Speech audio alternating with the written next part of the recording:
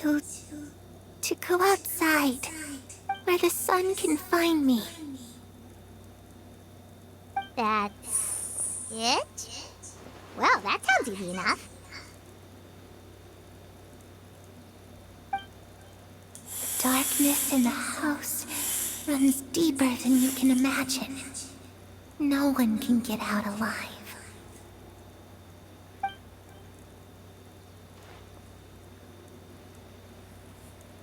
Okay, time to divide and conquer.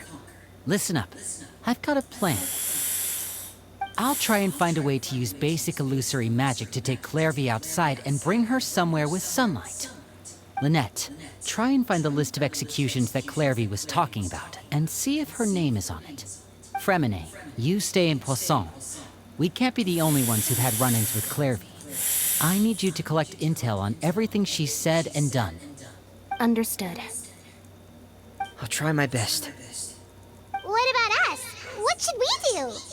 I really appreciate your willingness to help, but this is a family matter. I don't want to drag you in too deep.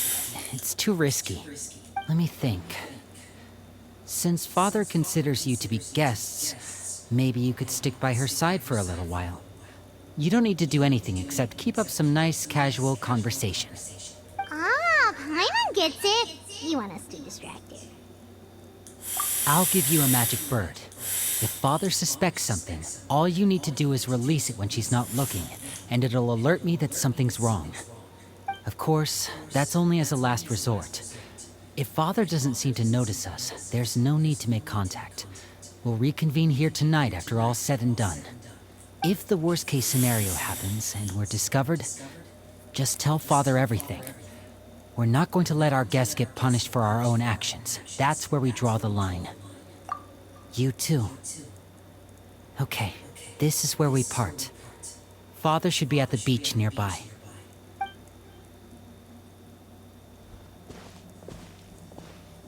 I really hope this goes well. No, it has to go well. That's the only way this can get resolved.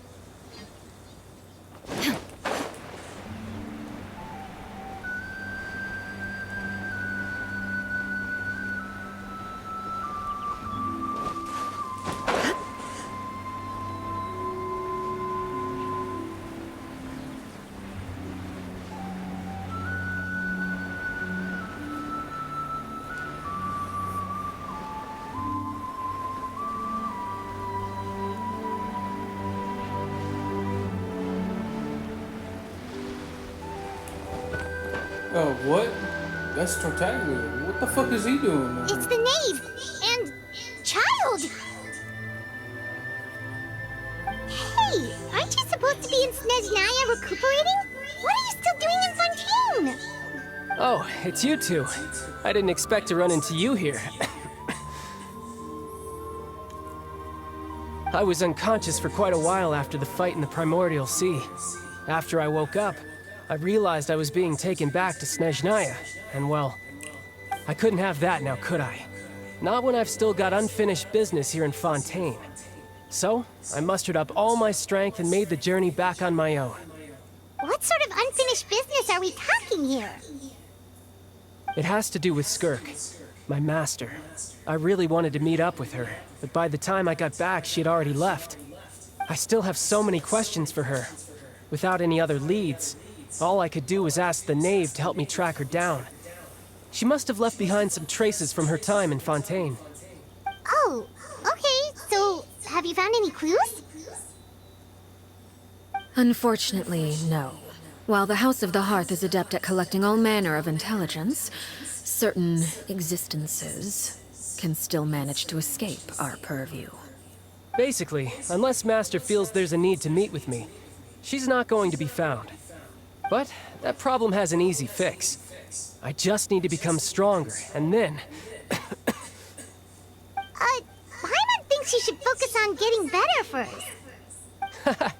The worst of it is over. It's all thanks to that one kid from the House of the Hearth. Elwar, I think her name was.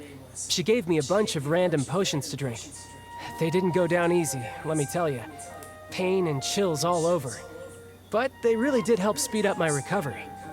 And that's good, because it looks like I really do have to head back this time.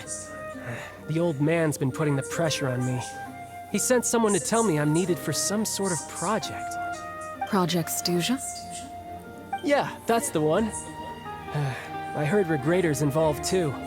I'm not looking forward to having to listen to all his monologuing, that's for sure. Hey, maybe you could think of a way for me to stay in Fontaine for a little longer. Helping Linny and the others brush up on their fighting skills would be far more interesting. If you and I could spar, that would be even better. I've been waiting for a chance to see you go all out. And what a sweet little daydream that is. But I also have a role to play in all this. I'll be leaving Fontaine shortly as well. Besides, considering how little they see fit to step outside the homeland, being called on to return to Snezhnaya by such illustrious dignitaries, what a great honor. Wouldn't you agree? One I could do without, I'd say. Is it just Paimon? Or does it kind of seem like they're... So, dear guests of the House of the Hearth, to what do I owe the visit? Well, we just... right. We're super close to Linny and the others, but we still don't know much about you. Is that so? Introductions have already been made, have they not? Oh, well, you see, there's only so much you can learn about someone from a short introduction. At least tell us something a little extra, like, why do you call yourself father? Huh, good question. I'd also like to know. The fact that you have to ask tells me our intelligence work has been quite successful. Telling you the answer to that question would only serve to undermine that success. And we can't have that, now can we? Spoken like a true diplomat. That was some expert sidestepping right there. Well, if there's nothing else, I think I'll take my leave.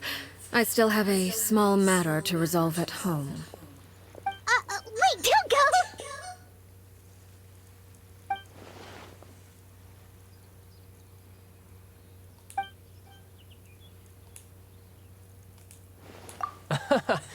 I'd also like to hear the answer to this. I've met some of the members of your organization, and they all seemed like really good kids. They actually reminded me of Tonya and Tusser. Which, by the way, if you ever betray them, I'm just letting you know, I won't let you off easy. And why would I betray them? Well, you've already betrayed the House of the Hearth once, haven't you? At least, that's what I heard.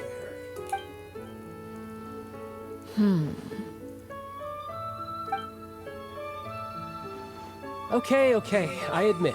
That's just what the old man told me. The rooster, I mean.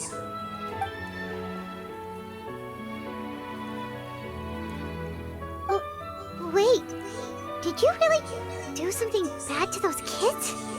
Never mind what I've done. I'm more curious as to what the mighty rooster had to say. Care to enlighten me? Well, nothing much. Just some stuff about you taking out many other members of the House of the Hearth, and even going so far to attack your own family. I see. Oh, based on your reaction, I'm guessing it's all a bunch of lies. Hardly. I don't appreciate his particular turns of phrase, but I suppose he didn't say anything untrue. Although, it would be more accurate to say that there is a certain level of prejudice involved, but I don't intend to clear that up just yet. Prejudice has a funny way of concealing the real truth behind certain things, an attribute that I find to be quite advantageous. Call yourself a Fontainian, for example, and people will assume all sorts of things, when the real truth is that this is simply the land where I was raised. Huh? You're not actually from Fontaine? But then why did you try to help privacy and everything. I was trying to protect the children born in Fontaine. Claiming that I myself was a Fontainian simply made it easier to operate. People would hardly suspect a fellow Fontainian of having any ulterior motives. Who wouldn't want to save their homeland after all? The primordial sea wouldn't have any effect on me, but it would have caused great harm to the House of the Hearth. Well, you wanted extra information, didn't you? There you go. I hope that satisfied your curiosity.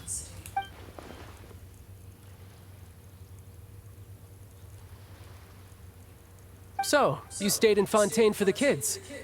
I guess I was wrong to believe you'd betray them. Apologies. Looks like I was holding on to some prejudices myself. Good. Like I said, I like it when others have misconceptions of me. Actually, while I was recuperating at the House of the Hearth, there was something else that really caught my attention. I heard that members always resolve disputes and arguments with a friendly spar, and the loser has to back down. Seems pretty cool if you ask me. Would also give them plenty of opportunities to hone their skills. Well, that's only a recent development. In the past, such spars weren't nearly so friendly. The losing party would lose everything, including their life. They were that high stakes? Whew, at least that's not a thing anymore. Well, the current atmosphere's not half bad. I'm a bit jealous, actually. You've got so many family members around you, and you even get to live with them. Having a lot of family around means dealing with a considerable amount of bickering and scheming. Once Tonya and Tusser enter their rebellious phase, I'm sure you'll understand. Just imagine.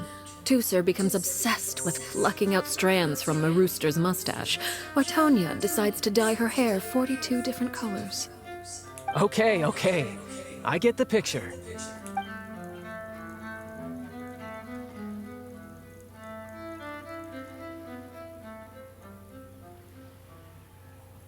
Well, would you look at the time?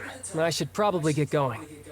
Traveler, Paimon, I'm not sure where our paths will cross next, but the next time we run into each other, we should definitely try and find some time to spar.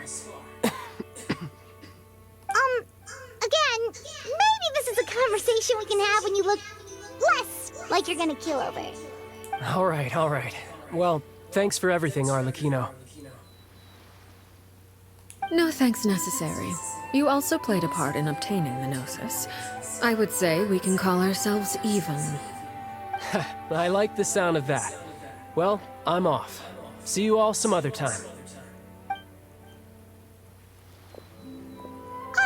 We should probably get going too. Do you want to head back with us? Oh? You want me to leave so soon? Oh, well, you see... I'm rather enjoying the evening breeze. If you don't mind, I think I'll stick around for a bit. I have some things to think about.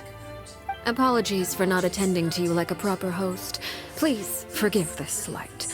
I do hope you'll have a pleasant stay. We managed to keep her distracted until nightfall. Good thing Child was there to keep the conversation going. You don't think she... Oh? You decided to stay a little longer? Let's take in the ocean view together, then.